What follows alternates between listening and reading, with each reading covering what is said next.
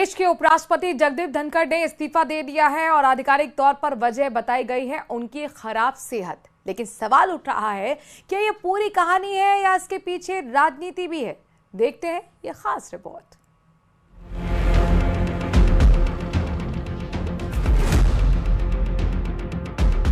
आखिर क्या है सच्चाई?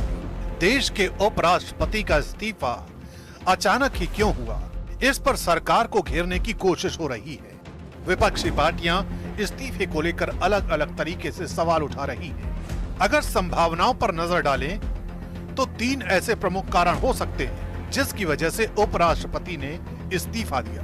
पहली वजह सेहत हो सकती है, जिसके बारे में जगदीप धनखड़ ने अपने इस्तीफे में लिखा है। दूसरी वजह हो सकती है न्यायपालिका से टकराव और केंद्रीय मंत्रियों को कटघरे में खड़ा करना। तीसरी वजह हो सकती है जस्टिस यशवंत वर्मा के खिलाफ महाभियोग के प्रस्ताव को स्वीकार करना।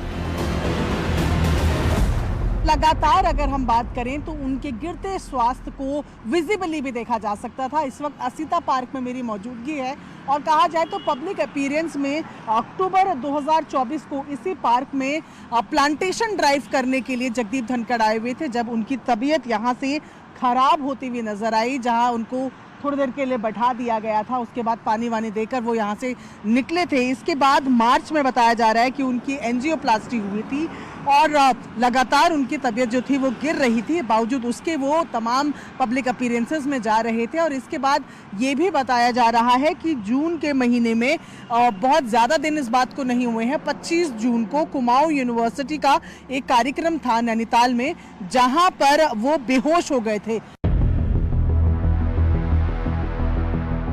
सेहत के अलावा अगर दूसरी वजह की बात करें तो न्यायपालिका के साथ ही केंद्रीय मंत्रियों के साथ टकराव, क्योंकि ऐसे मौके देखे गए हैं जब जगदीप धनखड़ ने उपराष्ट्रपति रहते हुए जजों के फैसलों और उनकी स्वतंत्रता पर सवाल खड़े कर दिए। We cannot have situation where you direct President of India and on what basis? The only right you have under the Constitution is to interpret the Constitution under Article 145(3). There it has to be 5 judges or more, boys and girls. When Article 145(3) was there, the number of judges in the Supreme Court was 8. 5 out of 8. Now 5 out of 30 and odd. But forget about it.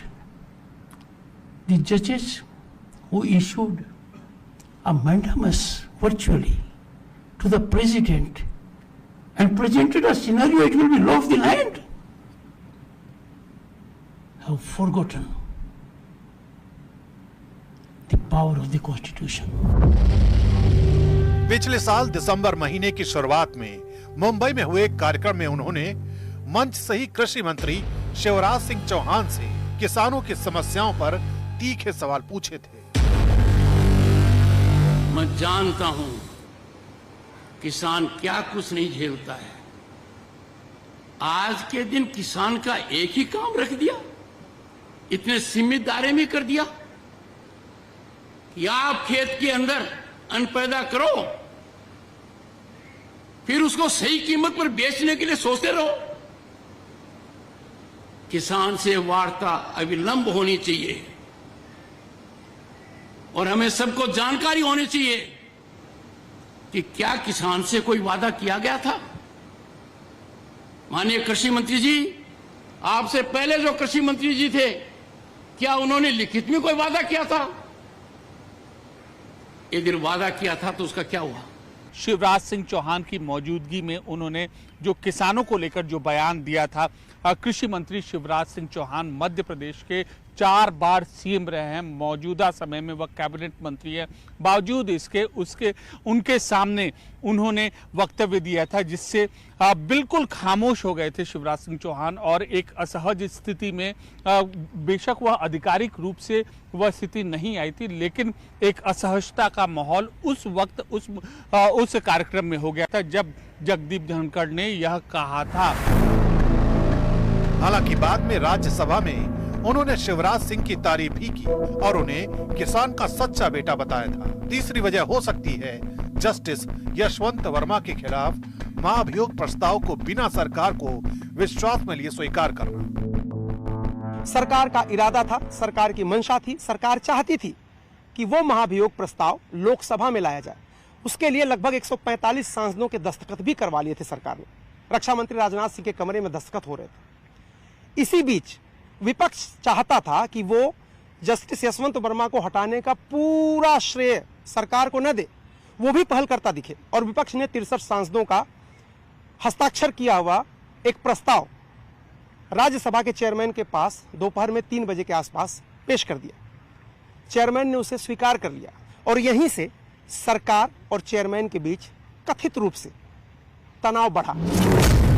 तमाम तरह के दावे किए जा रहे हैं और जगदीप धनखड़ के इस्तीफे की वजह सिर्फ सेहत का मामला नहीं बल्कि सरकार के साथ खींचतान भी हो सकती है।